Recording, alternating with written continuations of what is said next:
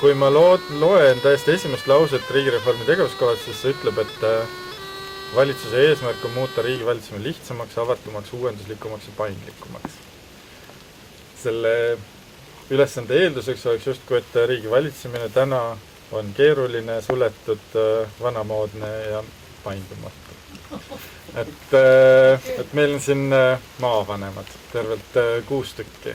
Tõnis Plank, Rapla maavanem. Targa mehe Richard Kalergi poolt on öeldud, et riik on inimese looming, seepärast peab olema riik inimese pärast, mitte inimene riigi pärast. Ja see sama tsitaat, mida Siim siin alustas ja ette luges, on ju see sama, et me peame tunnetama, kas see riik siis on meie pärast ja meie jaoks ja kas ta täidab meie ootusi ja lootusi ja kas inimesel on selles riigis hea elada ja kas tema soovid ja unelmad on täidetud ja on ta piisavalt stabiilne ja sobilik koht edasi elamiseks. Siis praegusel hetkel küll kohati tundub, et see riik ei ole mitte inimese pärast, vaid inimene on riigi pärast ja seetõttu on reformi vaja ja seetõttu on vaja ka põhjalikult läbi rääkida, mida ja kuidas. Ma võtaks sõnasabas kinni, et riik küll jäiki paindumatu ei ole.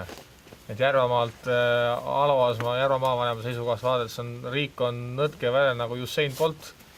Liibised nagu vägisi peost ära, kui ma siin mõtlen Maanteameti või mõne muu riikliku teenuse peale. Kas ta sama petlik? Ma ei tea, Usain Boltist on see ju vähemalt jäänud parem mulje. Sama naeratav kiiretel hetkedel. See show pärast. Nii, aga... Kuidas teistele tundub? Mina on lembitusaadik Palmieri Sakalamaalt. Ma julgen, kuidas öeldakse, ka isiklikult arvata, et riik ei ole jäik. Aga fakt on see, et ühiskond ja kogu maailma hetkel ju väga kiiresti arenev ja paratamatult, avalik haldus, olgu siis riigi või kohalik omavalitsus, võiks ja peaks neile kaasa tulema. Aga pigem on niimoodi, et me oleme kõik erinevad ja piirkonnad kõik erinevad. Ja täna ma arvan, kõige suurem dilemma ongi see, et kuidas seda ühte riiki, mis on samas nii väike, Eesti, aga samas nii erinev, kuidas seda oleks võimalik, siis nagu öeldakse, nutikalt ja targalt juhtida, nii nagu see ülesanne hetkel püsib. No just see oleks olnud mu järgmine küsimus, et kui me püüdleme miski standardiseeritud avalike teenuste portfelli poole, mis oleks võrdselt kättesaadav, nagu see ütleb see tegevuskava kogu Eestis. Selle kohta ütlen, vabandust, ma segan vahele, aga seal on kõik kõige ilusamad sõnad välja otsitud, mis võimalik. Et paremad avalikud teenused peavad olema kättesaadavad kogu Eestis. Ja samas me ütleme, et inimeste soovid, unelmad ja vajadused on seinast seina. Et kas see ülesanne on ta realistlik üldse? Või me peaksime ikkagi ütlemagi seda, et riik teeb seda ja sealt edasi ei ole riigi ülesanne. Jõgeva maavanem Viktor Öks, juhatusšef. Ja ma võib-olla alustas ka kõigepealt esimese küsimuse teema puhul, et no ma ei tea, kui keeruline, kui raske on selle riigi ametnikega suhtlemine, aga mis on tegelikult minu arvates probleemid, mida nüüd ma olen ka selle maavanema aja jooksul näinud, et kui palju toimub ikkagi tsentraliseerimist ja loomulikult sa tsentraliseerid ja sa saad teatavatesse punktidesse paremad teenused. See on ilmselge. Parem tehnika, paremad väljaõppinud inimesed, kogenumad inimesed, no võtame arstid või istapuha, mis valdkonnas veel. Väiksematesse piirkondadesse jätku lihtsalt neid häid inimesi ja kallist tehnikat. Aga samas see juurdepääs nüüd nende parematele teenustele. Ja, me võime öelda, et suuremates linnades on enamus Eesti inimesi elabki suuremates linnades ja enamus pääsebki ligi. Ehk see on sama päästja valdkonnas, mida me siin kui alles sõdisime selle pääste need reformimise vastu kõik ja loomulikult enamus inimesi saabki parema teenuse. Paraku meil on päris hulka inimesi, kes elavad maal, kes tegelikult ka toidavad Eesti rahvast, kes toodavad ja nad tahavad seal maal elada ja toota toitu meie kõigi jaoks. Ega linn jääks ju nälga, kui me seda maal toitu ei toodaks. Nii, aga samas nende juurdepääs teenustele on tegelikult aasta-aastalt järjest kehvem. justkui nagu saadaks sellest kättesaadavuse mõistest eraldi aru, et meil oli maavanemate nõupidamine ministriga, kutsusime haigekassa esindajad külla tutvustama geograafilise kättesaadavuse printsiipi, mis tähendas siis kättesaadavus selles kontekstis tähendas seda, et koha peal jääb 8 eriala ja 16 kaob ära. Aga seda nimetati ka kättesaadavuseks, nii et eks see on nagu selline tõlgendamise küsimus, nagu sa välja tõid, et mis see kättesaadavus on, et kas kättesaadavus selles aegruumis on Eesti Vabariik täna ja praegu või kättesaadavus on maakondade kaupa või paaris-kolmes kohas veel võib-olla üle Eesti. Olles olnud kunagi standardikeskuse juhatuse esimees aastaid, ma arvan, et meil ongi erinev arusaam või ütleme nii, et primitiivne arusaam Eesti standardist. Kui me ütleme teenuse standard või mingi standardselt kättesaadavad teenused, me miskipärast arvame, et tegemist on minimaalse ühisosaga. Standard kui selline on tegelikult maksimaalne ühisosa.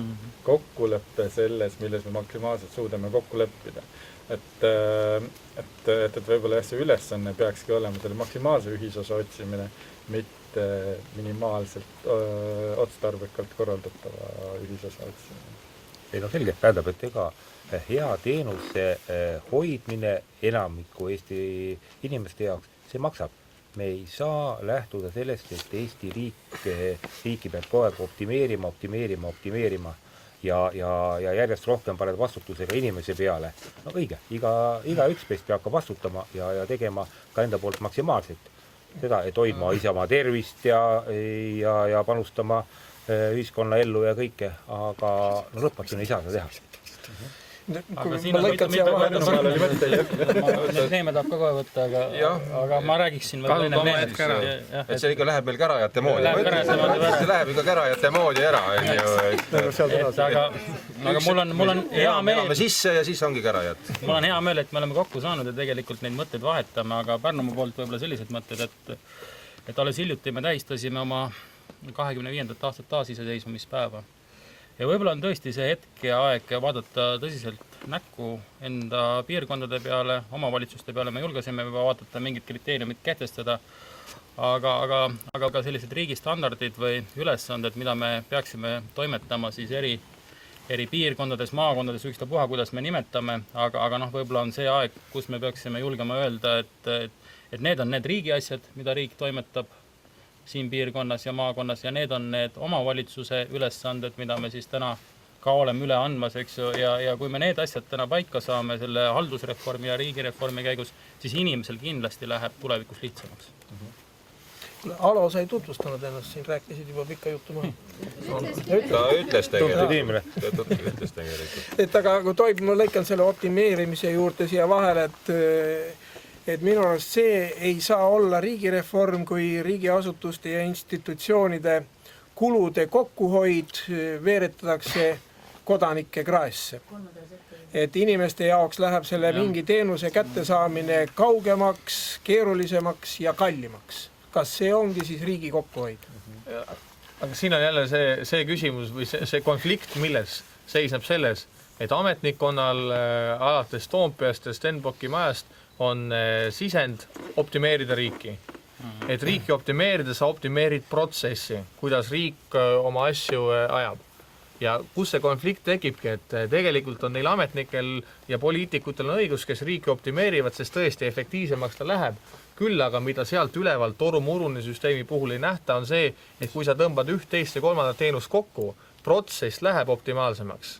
Aga inimesed peavad hakkama sõitma haiglasse, autoregistrikeskusse 170 või 220 kilomeetri kaugusel. Aga see ongi nende vaadete erinevus, see, mida maavanemad me iga jumala päev võrkame kokku.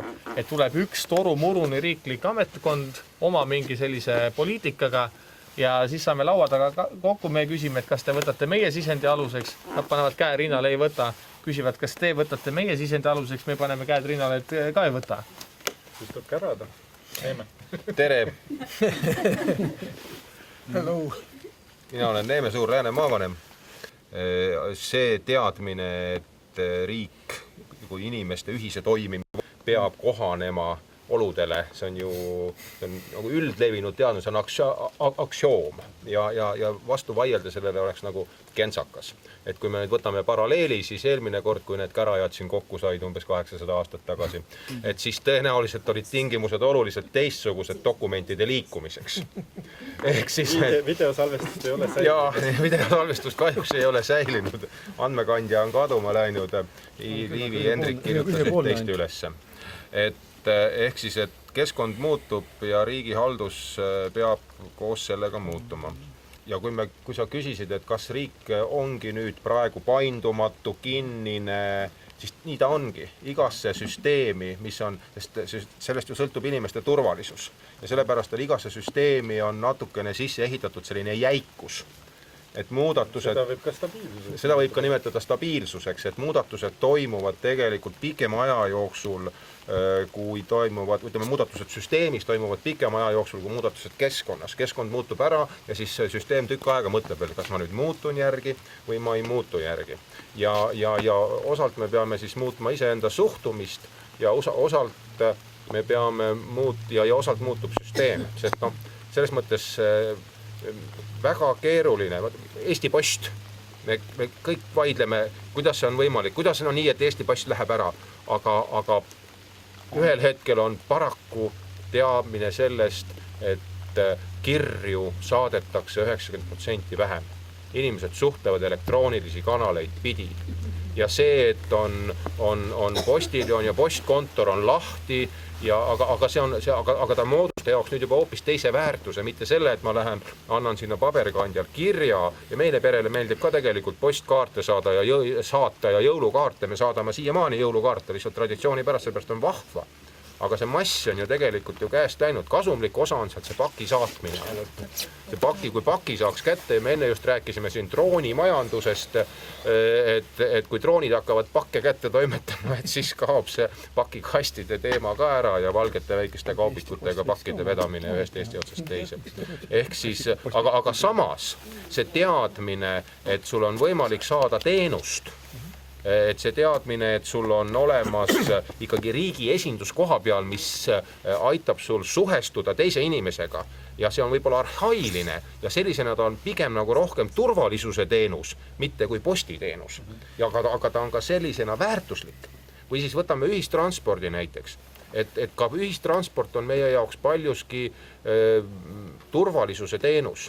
Ka selle samas hajaasustuses, kus pileti osakaal kuludest moodustab 20%, 30%, väga heal juhul 40%, ülejäänud on riigi dotatsioon selleks, et see buss sõidaks. Ja siis teinekord istub bussis üks inimene või kaks inimest.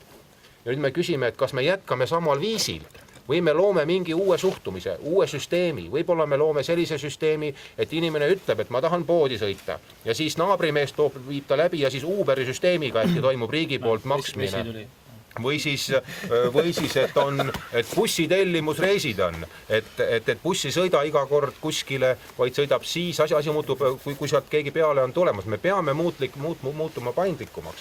Ehk selle riigireformi osas on nagu kaks asi. Üks on see, et süsteemid muutuvad, mõtleme, et kas vallad või maavalitsused, aga tegelikult see ei ole selle asja uba. Asja uba on see, et kas inimene saab muutunud keskkonnas oma teenuse tegelikult kätte. Ja siin me peame olema avatud, paindlikud, avatud uuele, avatud Uberile, avatud droonidele, avatud elektroonilisele sidele, kuni selleni, et kui sa lähed arki, siis sa ei lähegi arki, vaid sõidad lubadeta.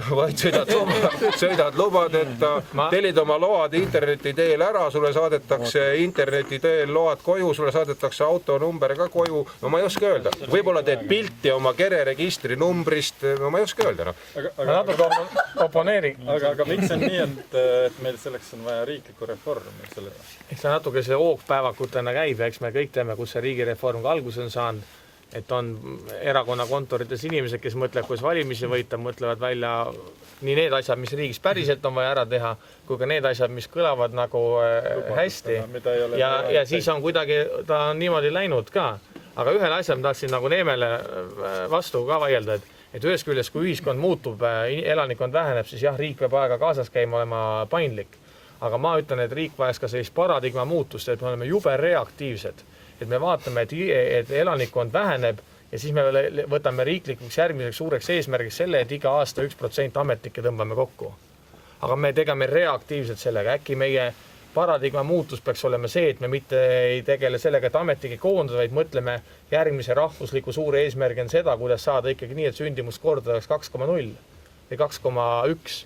Et jah, elanikkond väheneb, aga selle asemel, et kohe automaatselt koomale tõmmata, võib-olla me peaksime mõtlema ka teisele poole, kuidas kasvatada elanikkonda, võib-olla on aeg avada maksupeatükk ja arutada ka selle üle, et võib-olla me oleme valmis 1% maksma rohkem makse, et saada autojuhi lube teha maakonnakeskustes ja haiglas näppu siluda. Ja võib-olla me oleme tegelikult valmis minema nullbürokraatiale, mitte looma bürokraatiat juurde oma reformidega, vaid ikkagi loomagi olukorrad, kus kõik toimingud on niivõrd mugavad, et ei pane sind vanal heal viisil jooksma ühe paberiga ühest ametkonnast teise.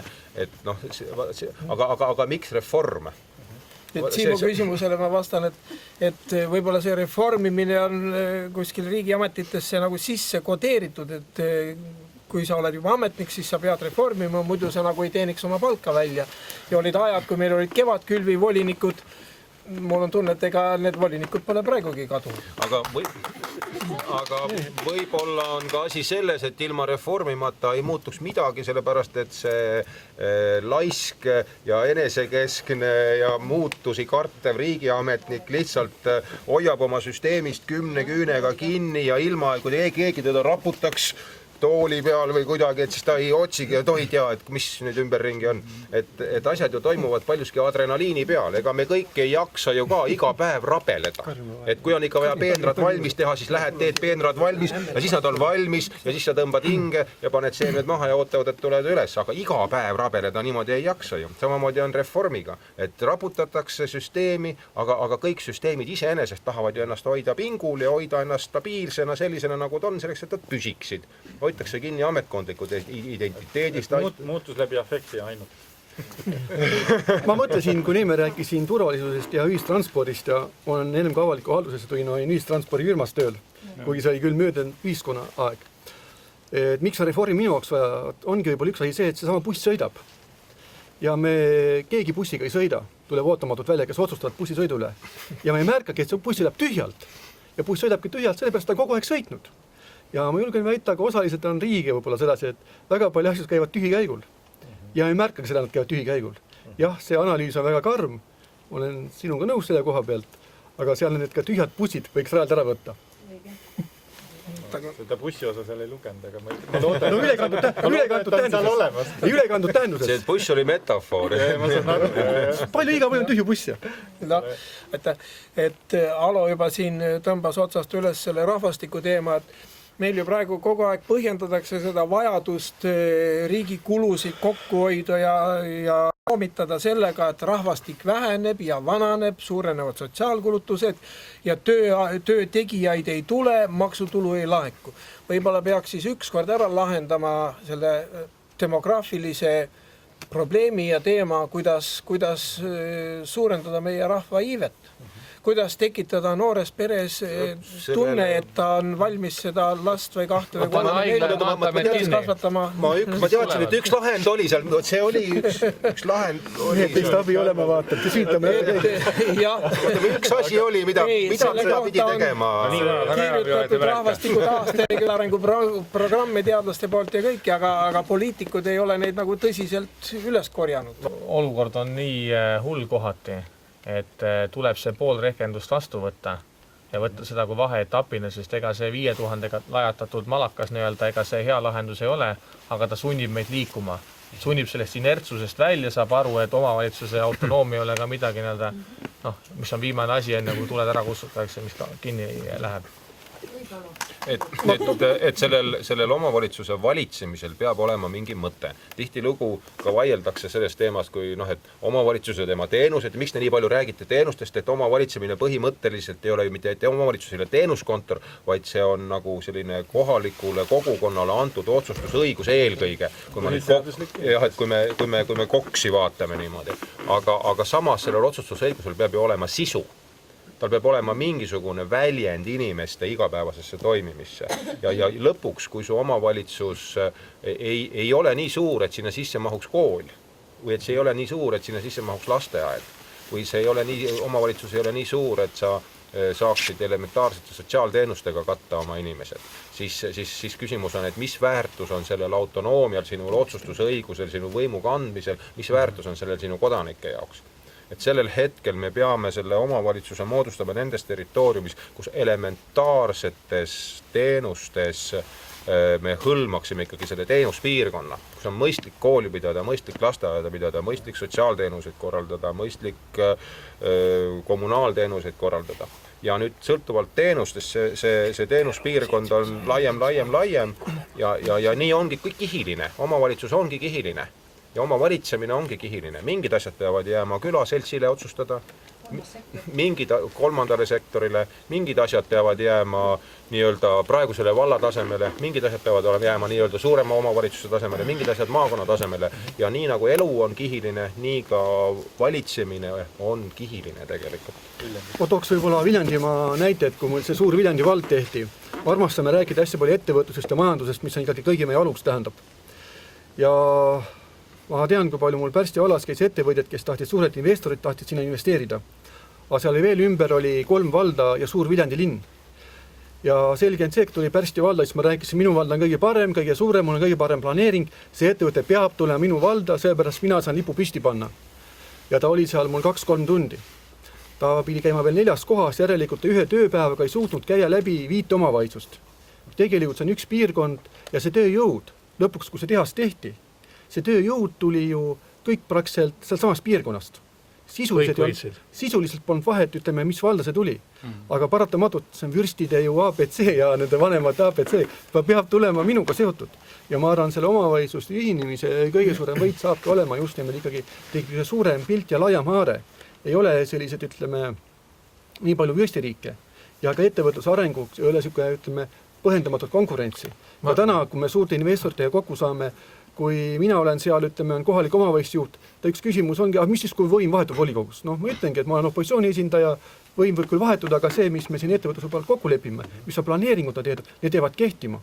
No, ma tuleks võib-olla selle reformi juurde tagasi paar nädalat tagasi rääkides ühe Soome linnapeaga, kes oli praegu on ta teise linnapeana, enne seda oli ühe tuntud Soome linnapea. Ja ta ütles seda reformi kohta niimoodi, et eks reformi tehakse ju selleks, et asju paremini korraldada ja inimestel oleks paremad tingimused, teenused ja nii edasi, nagu me kõik räägime. Ja eks enamused ühinemisi ka Soomes toimusid selles vaimus ja ka õnnestusid. Ta ütles, et tema piirkonnas läks asi veidi rappa. Ta väga ei põhjendanud seda. Ja ta ütles, et nüüd nihu läinud asja tõenäoliselt parandatakse ühe põlvkonna jooksul.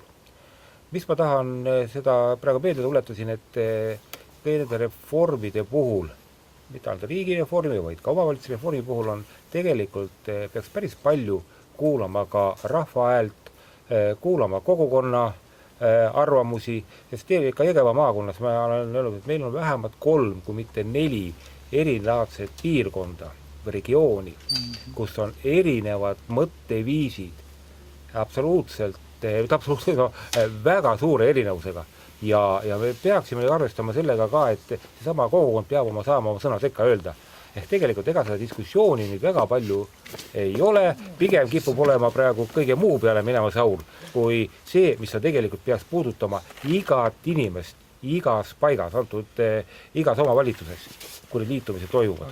Aga loomulikult mina olen seda meelt ka, et suurem on antud juhul parem, kas või juba ametnike parema kasutamise huvides, sest praegu on väikestes omavalitsuses üks inimene teeb 3-4 erinevat asja. Pigem on üks hea spetsialist, teeb ühte asja ja teine teeb teist ja kolmandat. Et ma pean see õigeks. Pärnumaa poolt, et ma usun, et enamus meist püüdis teha siis üks maakond, üks omavalitsus. või vähemalt oli tal see mõttes. ma teen ära ka. Sa teed ära ka, sina lubad ära teha. Mitte seekord. aga selle mõte oligi, selle mõte oligi võib-olla see, et nagu siin on juba ennem öeldud, et ega see valitsemine on kihiline. Et ka minu seisukoht oli see, et on ta siis osavald või mis iganes me nimetame, et see kohalik otsustamine ei läheks inimestest väga kaugele, mis oleks siuke kohalik asi. Ja samas on meil asjad, millest me peame tegema maakondlikult koostööd, et need jääksid maakonda alles. Et teisisõnu tekib tegelikult 2 tasandit maakonda.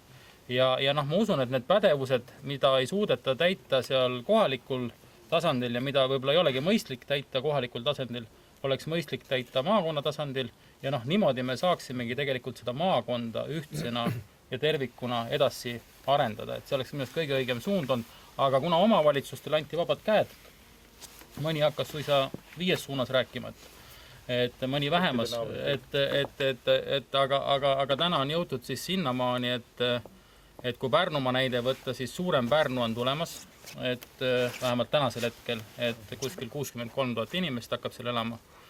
Ja teised omavalitsused, mis siis on täna õnneks jäänud, üks on üle Piirimaa, pean ütlema, et on Tagadla toimekeskused, on Lihula, Vändra ja Kilingi-Nõmme ümber tekkinud omavalitsused, et selles mõttes väga hullu ei ole, aga nende probleem ongi see, et kuidas nüüd maakondlikult edasi minna üheskoos. See lihtsalt veel, et kõigile neile, kes ütlevad, et omavalitsuste jõuga liitmine on nagu demokraatia rahvatahtest üleastumine, siis see ei meeldi paljudele. Ma küsin, et kui suur õigus on volinikel, kellel on 5 häält, õigus ikkagi tegelikult kogukonna elu üle otsustada ka. Et 5 häält tähendab seda, et su naine sind toetab või su mees ja 1 naaber, aga teine naaber enam ei toeta. Ei pea toetama. Aga selle maavalitsuste teemal ausalt öeldes minule nimi maakond ja eriti maavanem päris hästi meeldivad. Need on sajandeid vana nimi olnud ja tegelikult annab ta niisuguse väga hea, ütleme see nime taga on tegelikult ju sajandite tegevused ja mis olid 1000 aastat. Ja 1000 aastat. No, et maavanem oli see, kes ikkagi seda mingit territooriumi haldas ja korraldas seda elu ja olu seal. Ja nii ta võiks ka praegu olla. Oleme sellest muidugi, kas on väiksemad või suuremad maakonnad, aga mis praegu riigimaja süsteemiga tegelikult ju tuuakse, ütleme, maavalitsuse hoonetesse riigimaja süsteemina tuuakse sisse erinevate asutuste kontorid. Nii. Samad kontorid olid aastakümneid tagasi täpselt samuti maavalitsuses. Ainuke asi, et siis oli ka maavanemal otsustusõigus ja ta sai korraldada reaalset elu maakonnas. Praegu läbi selle tsentraliseerimise, nende väikeste kontorite, tegelikult kõik saab olema sama, ka olema maja haldur, saab olema koha peal. Ainuke asi, et otsustuspädevus on kadunud maakonnast. Meie siin, me kanname riiklust, iga omavalitsus kannab riiklust ja me ei tohiks arvata, et Eesti riik lakkab olemast siis, kui riigiametnik oma asukohta muudab selle koha peal. Ehk siis, et mis saab edasi maakondadest, näiteks kui Eesti Vabariik sündis, siis ju kutsuti kokku maakogu, kuhu kuulusid ka maavanemad. Ja nemad ju moodustasid asutava kogu. Ehk siis, aga need ei olnud riigi maavanemad, need olid ju omavalitsuslikud maavanemad, need olid valitud koha pealt, oli maakogu valitud ja maavanemad olid valitud. See oli omavalitsuslik maavanem. Ehk siis, kui mina olen nüüd küsinud, et mis juhtub maavanemaga, maavanemat ei ole enam. Kas maakond on? On. Järelikult on ka maavanem. Ta võib südamerahuga töötada omavalitsuste liidus, ta võib olla omavalitsustöötaja, aga mingisugune struktuur või süsteem, mis nagu seob selle maakonna ühte, loob sellise ühtse nägemuse, võrgustiku, pildi, hoiaku, see, et nii kaua kui maakonnad jäävad, nii kaua see ei kao kuskil soots ka. Võtaks niisuguse väga lihtsa teema üles, et ma tulen ju ka maakonnast, kus on kõige rohkem sigu, nagu teate, kodusigu. Ja möödunud aasta oli see sigade Aafrika kapp. Ja see on hea näide ka riigireformidest, kui rahuaeg, vaikne meri, ega siis laevas pole kaptenit vaja. Aga kui on hädaolukord ja laev on kreenis, siis teil hakatakse vaatama, kes nende asju korraldab, kes vastab küsimustele. seaduse järgi tegelikult maavanematel, mis puudutab sigade Aafrika katku ja loomataudi tõrjet, on väga väike roll, me peame komisjoni. Ja kõik muu on ühe teise ametkonna korraldada. Küsimused maavalitsuse ja maavanema rollist, et siin mõned aastad tagasi, kui ma eelmine kord ametis olin, siis oli meil üks maavanemate koolitus, mida viis läbi Raul Rebane ja arutasime samamoodi sellest kahetisest rollist, et ühtepidi oled sa riigi esindaja, teistpidi oodatakse ju maakonnast koha pealt sinult oma inimeste kaitsmist ja hoidmist ja tunnustamist ja nii edasi. Ja siis selle koolituse tulemusena Raul Rebane ütles, et maavanem peab olema kohalik kuningas. Nii et need suhtumised on erinevad. Ja ma usun, et praegusel juhul, nagu siin Neemegi ütles ka, et maakond kui kultuuriruum ei tohiks kaduda mitte kuhugi, et see selline identiteedi hoidjana ja säilitajana siin koha peal on ta igal juhul vajalik. Ja siis me oleme ka juba siin ka eelmisel korral jõudnud ju selleni, et tegelikult lisaks nendele riigiseadusest tulenevatele ülesannetele on igas maakonnas, igal maavanemal circa võib-olla 1/3 selliseid ülesandeid, mida ei ole üheski seaduses kirjas, mis tulenevad kohalikust traditsioonist ja tavadest, et vaat just niimoodi on siin tehtud ja neid asju on siin tehtud ja neid asju on hoitud ja see hoidja on maavanem. Aga miks me neid 54 saadikut Riigikogus usaldame, või kui me neid üldse usaldame, kes on ka seal tatarde põldude vahelt valitud? Et kindlasti esimese raksuga riigiametikel... Aga koostavad nad ikka ühes punktis. Ja, aga riigiametitel oleks nagu... Aga riigiametitel on väga keeruline nagu kindlasti kohe leida Raplast või Jõgevalt või Viljandisse muinsuste peainspektor. Aga küsimus on pikemas perspektiivis ka, et kui täna käib näiteks Järvamaalt käib uuringu järgi 18–24% inimesi iga päev Harjumaal tööl, siis kindlasti mõni muinsuskaitse inspektor oleks valmis sõitma ka teistpidi. Ja ühes küljes see natukene võib vastuvoolu ujumisena olla, aga miks maakonnad praegu janunevad nende riigiasutuste järgi, on see, et see annaks signaali, et riik ei tõmbu maakondades kaugemalt kokku enam. Et maakonnakeskus kui selline on elumärgiga. Täna, kui me räägime siin, et miks iive on väike või mis iganes, siis täna maakonnakeskuste kohal käib siuke must tont, surmamaik ausalt on õhus, sünnitusmaja läheb ära, lube teha ei saa ja pigem on see riiklik signaal, mida me tegelikult januneme, et ka siin maakonnakeskuses elu, kus on 7 aastat läinud, võib olla veel julgelt edasi minna. Et täna ju tasahilju viiakse meil kogu aeg ja pidevalt midagi maakonnast ära. Ja kui tõesti küsiti, et milliseid ameteid te siis tahate tuua, et tegelikult mina võtsin laua taha ka kõik omavalitsusliidrid, siis neid põhimõtteliselt võiks ju terve Tallinna juba siis Pärnusse tuua, et jäi siuke tunne vähemalt, aga siis sai vaadata, et mis geograafiliselt ja ütleme ka valdkondlikult meie piirkonnaga sobib, et neid ettepanekuid tehtud. Aga see on meie peamine sõnum olnud, et peadata valdkondlikud reformid nii kaua, kuni ei ole selge, mis saab haldusreformist, ei ole selge, milline näeb riigireform välja tervikuna, aga ütleme, et eks igal ühel oma moodi, aga Pärnumaa mõistes ma võin küll öelda, et kindlasti selline ootus on olemas ja teine asi on see, et mida me siis praegu sinna, pigem on need kaugtöökohad, et mida meie näeme, et mis võiksid siis, et kui mingi asi sobib, et riigimajas toimetada või siis seal maavalitsuse majas toimetada. Tallinnast välja tuua ja milliseid töökohti luua, siis me Raplast vastasime ka, et seda, teist ja kolmandat, aga minu esimene punkt oli, et säilitada need riigiametid ja töökohad, mis praegu olemas on. Aga siin on... Jah, okei. Tegelikult, ma natukene mõtlen ka ratsionaalsemalt võib-olla või optimeerituna, et midagi, ütleme, suuremast linnast välja viia, siis selle üle peaks ikkagi väga korralik analüüs olema, see ei pea olema ainult emotsionaalne otsus. See peab arvestama ka sellega, et kas teistel regioonidel siis antud juhul selles asutuses käimine muutub midagi paremaks või muutub ta kehvemaks.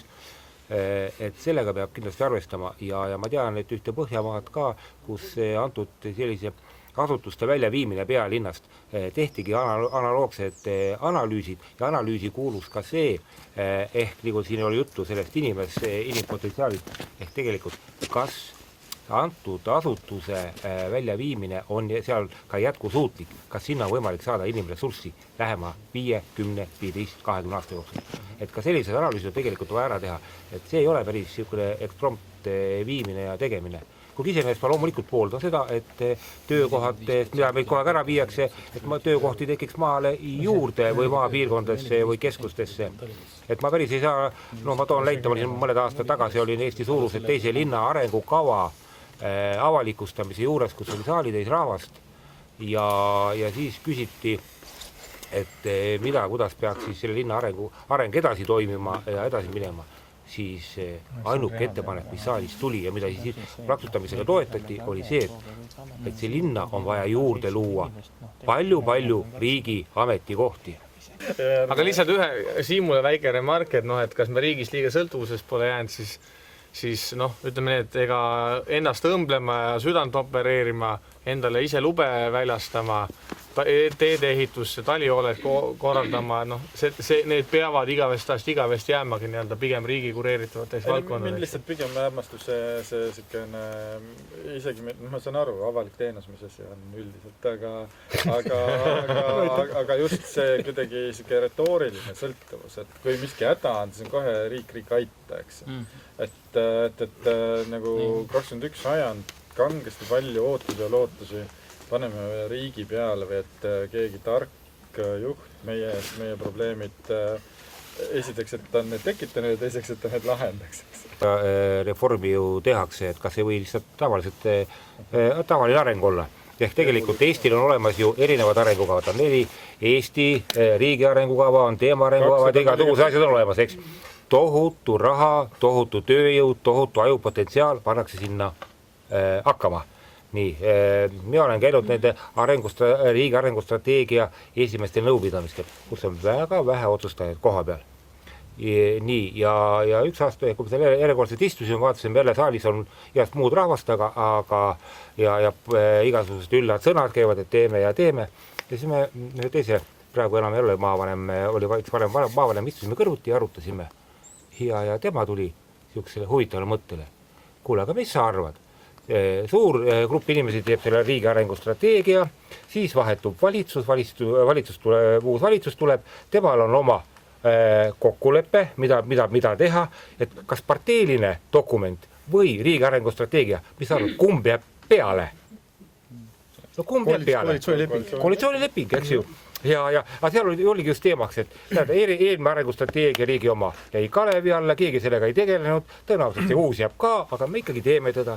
Selge vastus on, koalitsioonileping on see, mis on prioriteet, riigi arengustrateegia, mis peaks ette nägema stabiilse arengu ülesse, võiksime rahulikult seda teed minna. Ei saa minna. Õige. Meil peaks olema üks partei, üks juht ja siis ta peaks pärandama selle positsiooni oma pojale ja siis teie jällegi oma pojale ja siis oleks kõik väga hästi. Kuningriik ei taha. Ja võimuvahetuks toimuks mürgitamise kaudu. Praegusel hetkel see haldusreform, riigireform eraldi asi, aga haldusreform just väga on jäetud kohaliku taseme kokkuleppe pärusmaaks. Ja siis sõltubki see moodustuv omavalitsus, sest iseenesest haldusreformi kontseptsioonis on 10 kordi rõhutatud, et moodustuv omavalitsus peab olema loogilise territoriaalselt loogiline. Ta peab ühisena suutma toimida. Aga kui me vaatame seda, mis toimub maakondades, siis omavalitsuste omavahelised kokkulepped kipuvad moodustama erinevaid üksusi, mis ei haaku ei ühest otsast, ei teisest otsast ja siis tekibki üks banaan ja teine banaan ja siis just keskelega läbi saab, et meil tegelikult ju halduskorraldus ei saa ja ei tohi olla isikute vahelise läbisaamise küsimus ja tulemus. See ei saa ju nii olla ja samamoodi see nimede kokkuleppimine, et me sind ei solva, me võtame hoopis mingi muu nime, millel ei ole ei saba, ei sarvi ega mingit ajalugu ega tulevikku ega minevikku ja siis kus tuleb nullist alustada, siis me ütleme, nüüd me hakkame identiteeti looma. Et tegelikult see vist ikka nii päris ei lähe. Et ma küll väga loodan, et Vabariigi Valitsus tegelikult kannab seda rolli ja ülesannet, mis talle haldusreformi käigus on antud. ehk siis tegelikult ju haldusterritoriaalse korralduse muutuse otsustab Vabariigi Valitsus. Ja ta peab selle asja juures kuulama sedasama nimekomisjoni ja mis iganes ekspertgruppe, mis on loodud, teadlaste gruppe. Liidad vägisi midagi kokku ja paned sinna nime, siis maakond on ikkagi see ühine identiteet veel, mis on natukenegi kandub edasi. Ja teine asi, ma toon ka haldusreformis omavalitsused, kes ütlesid, et meil pole midagi ühist, siis ma olen alati toonud ka selle näite, et minul ei olnud oma parima sõbraga ka mitte midagi ühist, niikaua kuni meid sunniti kortermajas ühes samas trepikojas elama. Et see side, identiteet ongi need, mis tegelikult ei ole nagu see, mis meil 1000 aastat on kaasas olnud, vaid need ongi loomulik, et need loovad ise ennast ka uutes tingimustes. Ma ei tea, miks me siia üldse tulime täna, me natuke siin küsima, aga ma ei saanud ka aru, miks teie siin nüüd olete. No minu jaoks on identiteet vanemaks saades väga oluline tähendab ja nagu aru saate, et ma olen vist 3 kultuuriruumiga seotud. Esimene, miks ma teelt päriselt siin olen, on ikkagi sellepärast, et mu lapsepõlve elu oli kohas, kus teelt Lembitu siis 1217. aastal pidas viimase lahingu. Praktiliselt minu kodus võib öelda. Ja kui Ivo mulle selle pakkumise tegi ja rääkis kärajatest ja kui eestlaste vanemad siin kohal olid, siis ma praktiliselt tunnetasin teelt nagu kohustuseks siia tulla ja täna nagu me riigi asja arutame ka. Et ma ei tea, kas see keegi kuuleb või ei kuule, aga lõpuks võib-olla keegi kuuleb natukenegi. Täna õhtu Aktuaalses Kaameras on kuskil. Et see on niisugune tunnetus, tähendab, ja tunnen, no, ja samas see koha vägi tähendab, siin ka mitu on inimest öelnud, et tunned, see koht on kohe teistsugune. See on looduslik pühapaik. Ja aga siin on midagi väge. Täna on ka tegelikult kommunismi ja natsismi ohvrite mälestuspäev. Ja meil Pilisveres kõneldi just nimelt, et nüüd tehakse suur jälle see mälestusmärk sinna Maarjamäele, kaasel asi, et nüüd ühtede identiteet teistega asendada ja võimalik see kuidagi lõimuda veel on. No eks me hiljem näeme, palju 5 miljonist lõimuda vaja on, võimalik on, kindlasti midagi võimalik lõimuda. Baltikett on ka täna. Ka Baltikett ja aga noh, kas see nüüd identiteediga mingi määr, kes seal oli, kindlasti on mingi seos, on, et ma olen ka seal ja hoidsin käes kinni. Siis minu jaoks on väga oluline see, et kui me selle kultuuristrateegiast räägime, kui me täna oleme see hõljuvas olekus kogu aeg ja projektimaailmas oleme, kas saab raha või saa, ei tea, mis nad seal teevad meiega, siis on minu jaoks ülioluline teelt see juurde tunnetus. Ja mul on hea meel, et ma sattusin 10 aastat tagasi kokku mulkidega, setodega, võrokestega ja Kihnuga. Mul on head sõbrad, kus iganes maailma lähen, kohe käsi püsti, näed, et omad tulevad. Kuigi me natukene oleme erinevad ja nii edasi. Me täna veel kord Ivo ja tema proua siin, et just nimelt see mõisakultuur ja minu jaoks ka pärandkultuuriga seotud. Ja samas ütleme, jah, nad Lembitu küll tapsid ära, aga samas ma nii palju täna on juba leplik, tähendab, et ma suudan nende käest õppida ja üle võtta, mis uus on ja just nimelt see arenev, mis mul omale kasulik on. Eks ma natuke oma kasu peal ka väljas. Kaupotsa oleks nad omavahel kokku leppinud, võib-olla oleks tekkinud Kaupa ja Reetur, ära Kaupast oma riik, nagu Taani ja Norra ja Rootsi. Kaupa Reetur. Et aga seda ajaloolist õiglust me pärast võite arvata siin omavahel jalgele seada. Ja täna just nimelt sellest keerulisel ajal ja ma ise maakonnaski vaatame ka, et me oleme uhked, et meil on UNESCO kultuuripärandis see suur laulupidu. Et kuidas on võimalik see suur laulupidu korraldada nende aastate takka, kui vahepeal ei toimuks nende mitte midagi. Et kes on, mind täitsa huvitab see näiteks 9 aasta pärast. Kas on veel suur laulupidu, kus on nüüd tänastest kõigi maakonnad esindajad kohal? Või see ongi, et Tartumaalt 1 koor, Võrumaalt 2 koor ja Tainast 8 koori ja ongi meie laulupidu. Või on Põhjaregioon, Lõunaregioon. Et kas on laulupidu? Nimetud see piirivalve puhkpilliorkester. Võib-olla jah, riigipalgaline. Ja see asi on asi ajast väga kaugel. Kas te panite tähele, me oleme suhteliselt uhked oma olümpiategelaste peale, olümpiamängude peale ja nii edasi. Ma juhtusin seekord vaatama, oli siis nende võimlejate mingi demonstratsioon esimene tühjale saalile. Ja siis ma mõtlesin, võib-olla meil laulupidu on võib-olla samamoodi, ongi see sama koht, tühi saal. Laulupidu on viimane, mis identiteet välja sureb, aga suur hulk ka muud kultuuripärandit hävineb, ma arvan, et enne seda. Aga õnneks tegelikult keegi meie hulgast on öelnud lause, et kultuur jääb isegi siis, kui valitsus lahkub. Kultuur ongi see, mis jääb järgi. Ja miks peame arvestama seda, et kui omavalitsused liituvad või muutuvad, et kultuur kaob? ei kaota mitte kuskile. jah, ma olen ka seda meelt, et midagi on see, mis elab inimesel rinna sees, mis on temaga kaasa sündinud ja mille ta edasi annab. Lihtsalt, et me seda ära ei unusta. Et me seda ära ei unusta, aga me, samas me ei saa ka seda üle rahvas kannab kultuuri edasi olemata kõigest. Igapäevaselt muidugi ehituspärandiga kokku puutudes olen mina hakanud arvama, et ajahammas on leebem kui inimene. No ongi. Ega meie lossid ja kindlused, mis on lagunenud praegu, ega ei ole sõjategevused hävitanud. Oma talumehed, kes käisid ümber, oli vaja lauta ehitada, sealt võeti kivi. Mina haldusreformile tõmbaks nüüd üldse kriipsu peale, sest Järvamaal poleks saanud midagi hullemaks. Poleks saanud hullemini teha, kui praegu välja on kukkumas. Aga kui ma oleksin peaminister, siis ma vahetaksin, kui mul oleks aega nii kaua, et vahetada valitsus välja teovõimelise vastu, kes suudab tunnistada ka vigu ja astuda teinekord sammu tagasi. Pikendada vajadusel haldusreformi edasiviimist, kui sellest saab mõistlikum lahendus. Langetada kütuseaktsiisi 3% tagasi, kui see aitab Eestis tankida, mitte Leedus. Siis ma usun, et need oleks need tegevused. Nüüd juba tuli mitu tükki. Mis teistel plaanid? Ma mõtlen, et ma vastan väga konkreetselt, siis väga konkreetsele küsimusele. Üks asi, jah. Et nii nagu Alo ka enne mainis, välja arvatud mõned üksikud maakonnad, ma oleks teinud maakonnast omavalitsuse. See on see, mis presidendiga ära jätta see oleks praktiliselt ära lahendanud olulise enama hulga neid probleeme, mida me praegu jamame. Kuidas ikka omavalitsuste koostöö, kas omavalitsuste koostöö, mis selles maakonnas on, mis sellest maavanemast saab, mis saab, kuhu me paneme need funktsioonid, mis tuleb maavalitsusest ära andma, kus me need maavalitsusest asjad paneme, kus me need maha poetame. Meil ei ole nagu kohta ja mismoodi siis veel üle maakondade piiride see töö toimub ja mitu tasandit siis ikka siis strateegilisel planeerimisel. Need küsimus oleks kõik ära langenud. Ühe ainsa asjaga. Neeme vastas ära muidugi, aga ma oleks teinud ka maakonnast ühe omavalitsuse 2 tasandit väga selgelt välja öelnud, mida teeb riik, mida peab tegema omavalitsus, pannud paika rahastamismudelit ja siis reforminud. Ma juba tegin ära.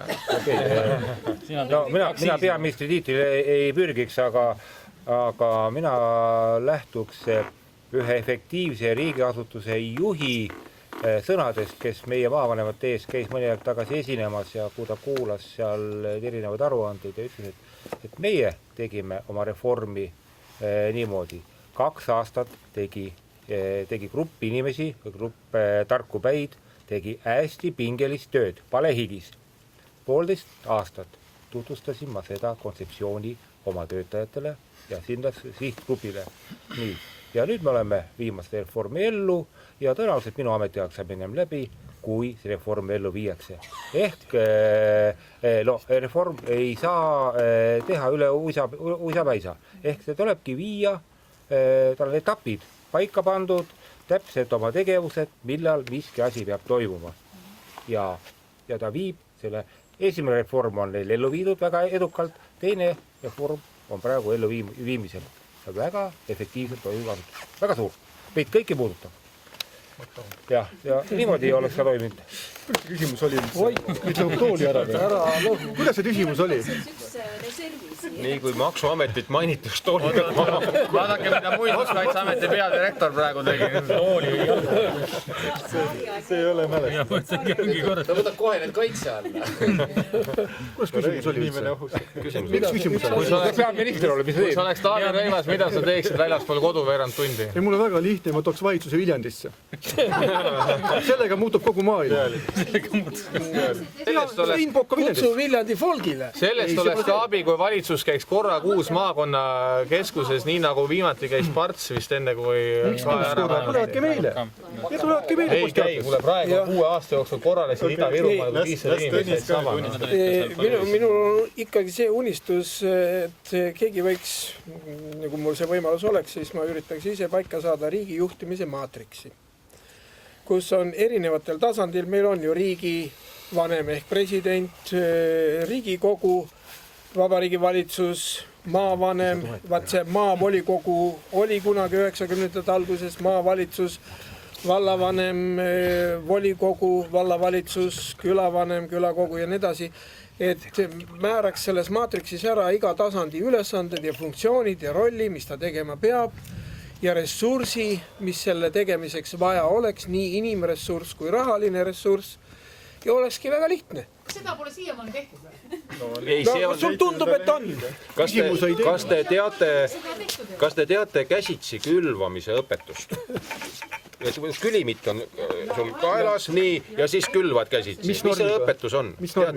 Ei, see on niimoodi, et võtad õige koguse terasid pihku ja viskad õige tugevusega parajal kaarel välja. Täpselt niimoodi. Ja kui küsitakse, kas seda maatriksit ei ole tehtud, ikka on tehtud. Võtame õige koguse terasid, viskad. Ehk siis see nüüd oli selline üldise õnne kontseptsiooni kokkuvõttev kirjeldus. Aga ikkagi saaks ükskord ometi asjad paika.